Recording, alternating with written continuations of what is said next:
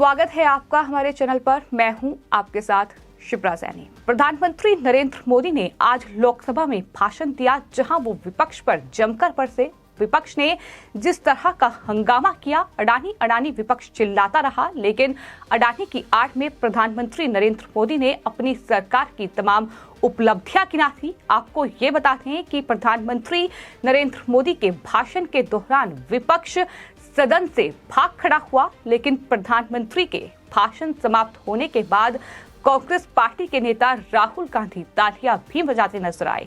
प्रधानमंत्री ने अपने भाषण के दौरान तमाम बड़े हमले विपक्ष पर बोले और खासतौर पर कांग्रेस पार्टी को जमकर घेरा। उन्होंने साफ तौर पर यह कहा कि यूपीए सरकार ने हर मौके को मुसीबत में बदला है।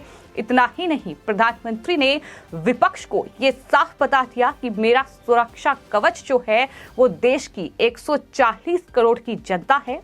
जनता का भरोसा मेरा सुरक्षा कवच है।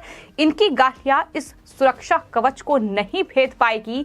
ये प्रधानमंत्री ने साफ तौर पर कहा है कि विपक्ष जिस तरीके से मुझे गालियां दे रहा है वो दरअसल जनता के भरोसे को नहीं भेद पाएगी। साथ ही साथ प्रधानमंत्री ने विपक्ष जिस तरीके से एकजुट होने की बात लगातार कर रहा है, उसको लेकर भी विपक्ष पर जमकर निशाना साधा। तमाम पार्टियों को लेकर प्रधानमंत्री ने ये कहा कि जनता यानी जो मतदाता हैं देश के, वो इन पार्टियों को एक नहीं कर पाए, लेकिन ईडी ने जरूर इन पार्टियों को एक कर दिया है। ये तमाम बातें प्रधानमंत्री की ओर से कही गई और कहीं न कहीं विपक्ष जिस तरीके से बौखलाया हुआ है, लगातार अडानी अडानी का जो मुद्दा है वो विपक्ष की ओर से लोकसभा में गूंजता रहा। तमाम जो विपक्षी दलों के नेता थे वो अडानी अडानी चिल्लाते रहे, लेकिन प्रधानमंत्री ने जिस तरीके से भाषण दिया और तमाम शेर और शायरियों के जरिए प्रधानमंत्री ने कांग्रेस पार्टी पर हमला बोला, जाहिर तौर पर राहुल गांधी जिस तरीके से हताश और निराश वहां नजर आई, वो साफ तौर पर तस्वीर बता रही है कि कहीं न कहीं राहुल गांधी को किस तरीके से प्रधानमंत्री ने निशाने पर लिया है। राहुल गांधी का जिक्र नहीं किया, लेकिन जिस तरीके से कांग्रेस और यूपीए के शासनकाल का प्रधानमंत्री ने जिक्र किया और बताया कि किस तरीके से यूपीए सरकार यानी खासतौर पर 2004 से 2014 तक का जिक्र प्रधानमंत्री नरेंद्र मोदी की ओर से किया गया और ये कहा गया कि उस दौरान सबसे ज्यादा घोटाले हुए हैं, उस दौरान सबसे ज्यादा देश की अर्थव्यवस्था बिगड़ी है। ये तमाम बड़ी बातें प्रधानमंत्री की ओर से कही गई।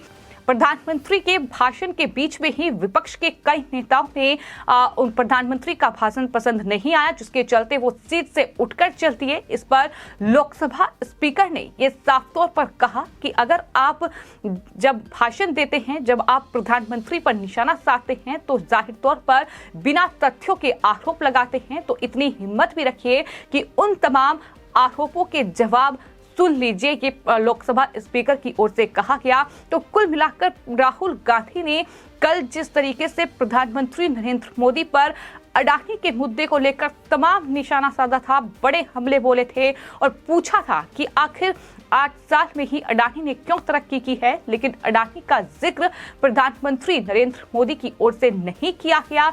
तमाम नेता अडानी अडानी चिल्लाते रहे, लेकिन प्रधानमंत्री ने ये बता दिया कि किस तरीके से देश जो है वो अलग अलग क्षेत्र में तरक्की कर रहा है। प्रधानमंत्री ने तमाम जो मुद्दे थे उनका जिक्र किया, बताया कि किस तरीके से महिलाओं से लेकर देश की अर्थव्यवस्था में सुधार हो रहा है। देश की अर्थव्यवस्था आज 5वें नंबर पर पहुंच चुकी है दुनिया में और ये अपने आप में देश की एक बड़ी उपलब्धि है, जो कि इन्हें रास नहीं आ रही है। यानी विपक्षी दल जो है वो भारत की मजबूत होती अर्थव्यवस्था से परेशान हैं। ये भी प्रधानमंत्री नरेंद्र मोदी की ओर से कहा गया।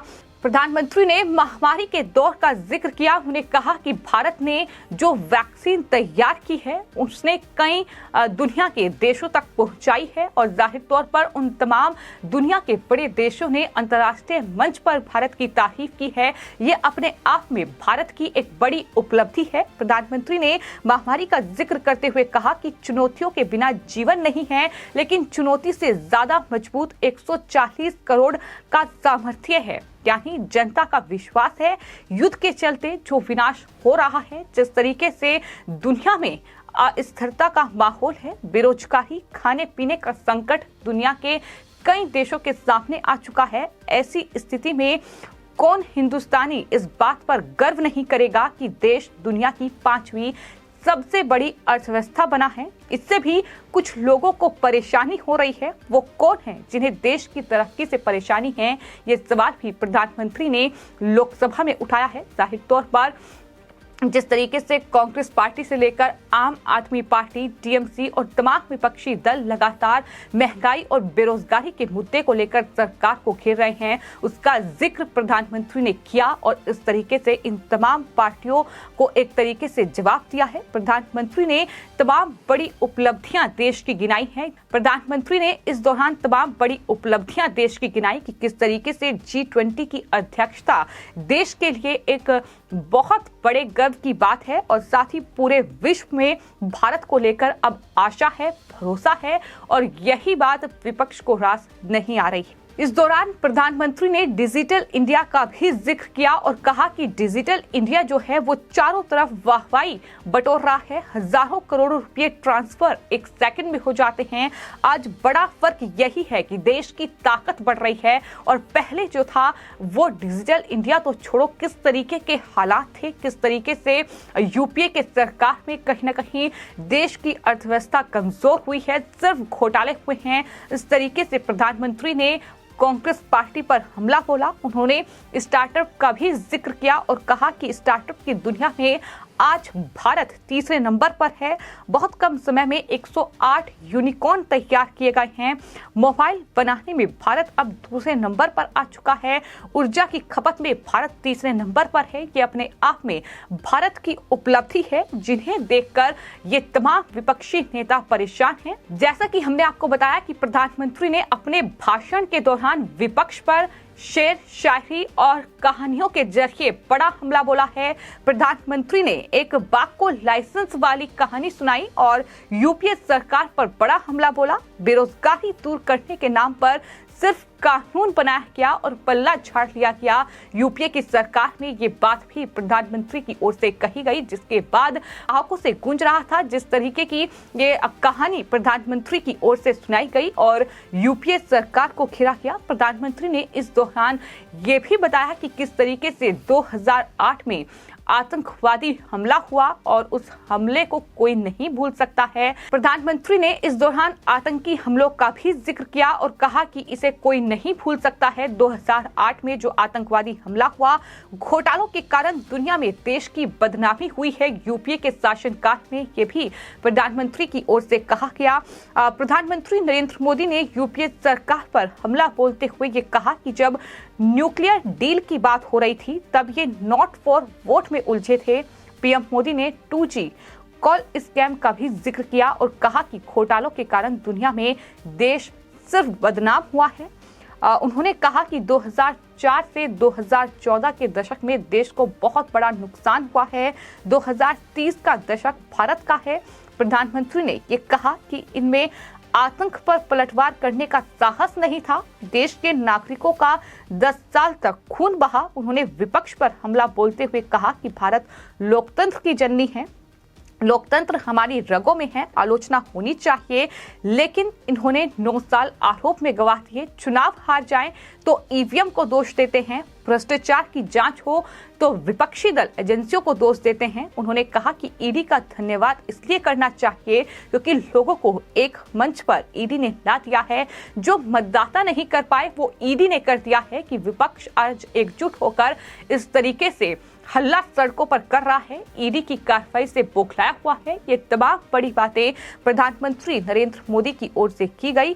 साफ तौर पर प्रधानमंत्री ने अपने भाषण में तमाम विपक्षी दलों के तमाम जो आरोप वो लगा रहे हैं, प्रधानमंत्री ने यही वजह है कि उन्होंने कहा कि विपक्ष ने अपना सारा वक्त जो है वो सिर्फ आरोपों में गवाया है। उन्होंने सिर्फ और सिर्फ इन 9 साल में आरोप ही लगाए हैं, ये प्रधानमंत्री की ओर से कहा गया। साथ ही हार्वर्ड स्टडी का भी जिक्र प्रधानमंत्री नरेंद्र मोदी की ओर से किया गया। विपक्ष पर हमला बोलते हुए उन्होंने कहा कि कुछ लोगों में हार्वर्ड स्टडी का बड़ा क्रेज है। एक नेता ने कहा कि हार्वर्ड में स्टडी होगी, स्टडी हो चुकी है।